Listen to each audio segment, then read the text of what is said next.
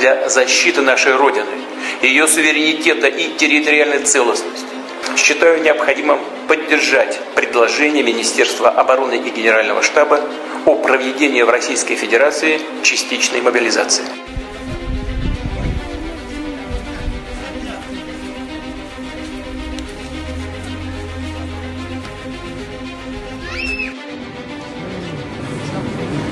Bu bachcha baxtga yengillikdan balanadi.